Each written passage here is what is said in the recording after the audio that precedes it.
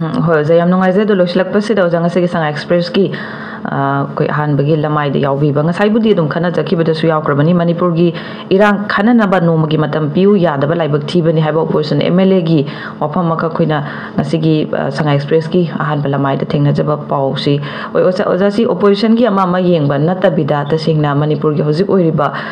ꯂꯨꯔꯕ ꯏꯔꯥꯡ ꯍꯥꯏꯇꯥꯔꯦ ꯀꯥꯡꯂꯨꯞꯀꯤ ꯑꯣꯏꯕ ꯏꯔꯥꯡꯁꯤ ꯌꯥꯝ ꯀꯨꯏꯁꯜꯂꯛꯂꯕ ꯊꯥ 10 ꯁꯨꯖꯜꯂꯛꯂꯕ ꯍꯥꯏꯇꯥꯔꯦ ꯏꯔꯥꯡꯁꯦ ꯑꯗꯩꯗ ꯑꯩꯈꯣꯏꯒꯤ ꯃꯈꯣꯏꯅ ꯐꯣꯡꯗꯣꯔꯛꯏꯕ ꯋꯥꯐꯝꯁꯤꯗ ꯃꯅꯤꯄꯨꯔꯒꯤ ꯏꯔꯥꯡꯁꯤ ꯑꯩꯈꯣꯏꯒꯤ ꯈꯟꯅꯅꯕꯒꯤꯗꯃꯛꯇ ꯅꯣꯡꯃꯒꯤ ꯐꯥꯎꯕ ꯃꯇꯝ ꯄꯤꯌꯨ ꯌꯥꯗꯕꯁꯦ ꯂꯥꯏꯕꯛ ꯊꯤꯕꯅꯤ ꯍꯥꯏꯕꯒꯤ ꯋꯥꯐꯝ ꯑꯃꯈꯛ ꯊꯣꯛꯂꯛꯑꯦ ꯍꯣꯏ ꯁꯤꯇꯤꯡ 5 ꯂꯩꯕ ꯃꯤꯐꯝꯅꯤ ꯑꯣꯖꯥꯁꯦ ꯑꯍꯥꯟꯕꯒꯤ ꯁꯤꯇꯤꯡ ꯑꯃ ꯂꯣꯏꯈ꯭ꯔꯒꯁꯨ ꯅꯨꯃꯤꯠ ꯉꯁꯤꯒ ꯊꯥꯔꯒ ꯁꯤꯇꯤꯡ 4ꯗꯤ ꯂꯩꯔꯤ ꯑꯗꯨꯕꯨ ꯑꯩꯈꯣꯏꯅ ꯃꯌꯥꯝꯅ ꯁꯨꯃꯥꯏꯅ ꯐꯣꯡꯗꯣꯔꯛꯄꯁꯦ ꯂꯥꯟꯅ ꯋꯥꯈꯜꯁꯤ ꯑꯩꯈꯣꯏꯒꯤ ꯍꯥꯏꯔꯤꯕ ꯑꯦꯁꯦꯝꯕ꯭ꯂꯤ ꯃꯅꯨꯡꯁꯤꯗ ꯊꯣꯛꯏꯕ ꯀꯩꯅꯣꯁꯤꯒꯤ ꯏꯔꯥꯡꯁꯤꯒꯤ ꯑꯣꯏꯕ ꯁꯣꯂꯨꯁꯟꯁꯦ ꯑꯃꯠꯇ ꯂꯥꯛꯑꯔꯣꯏꯗ꯭ꯔꯥ ꯀꯥꯏꯅ ꯑꯩꯈꯣꯏ ꯄꯨꯛꯅꯤꯡꯗ ꯅꯤꯡꯍꯟꯅꯕ ꯃꯌꯥꯝꯅ ꯋꯥꯔꯧꯅꯕ ꯅꯨꯡꯉꯥꯏꯅꯗꯕ ꯆꯤꯡꯅꯕ ꯃꯌꯥꯝ ꯑꯃ ꯑꯗꯨꯃꯛ ꯂꯩꯔꯤꯕꯁꯤꯡꯁꯤ ꯑꯩꯈꯣꯏ ꯑꯣꯖꯥ ꯀꯃꯥꯏꯅ ꯌꯦꯡꯕ ꯌꯥꯏ ꯑꯩꯈꯣꯏꯅ ꯀꯔꯤ ꯑꯦꯛꯁꯄꯦꯛ ꯇꯧꯕ ꯌꯥꯏ ꯍꯥꯏꯕꯁꯤꯃꯇꯪ ꯂꯣꯏꯁꯤꯜꯂꯛꯄꯁꯤꯗ ꯑꯣꯖꯥꯒꯤ ꯃꯣꯠ ꯈꯤꯇꯪꯒ ꯇꯥꯖꯧꯒꯦ ꯑꯣꯖꯥ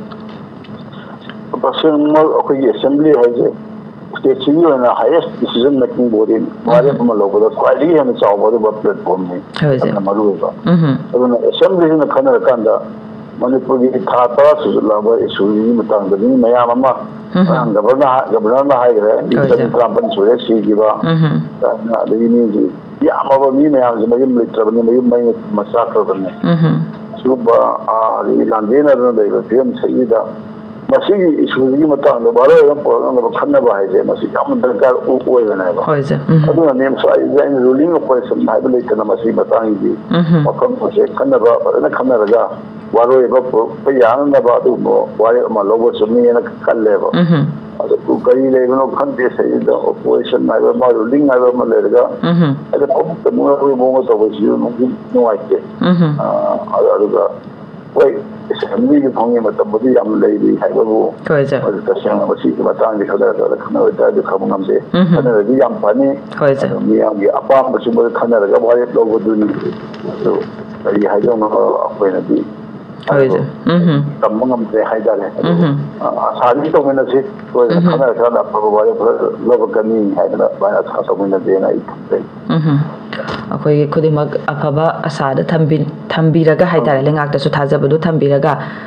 अखोई थेंगनरिबा अवाबा नुंगाइतबा मयामसे मखोइसु लोइनमक उरिबनी सोल्यूशन अमदि पुरकपसे सोइदना पामंगनी न खल्ले हाइदि लोइनमकसे अवाब चैथिंगसी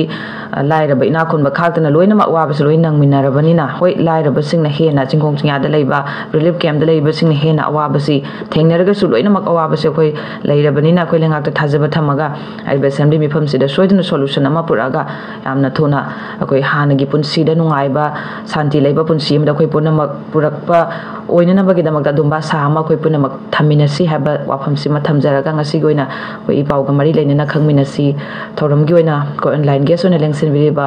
oja Khogendra Khundram editor Sangha Express oja bo loislapada mukana thagat phongdochari ya ha jo purna makko subsinna thagatsare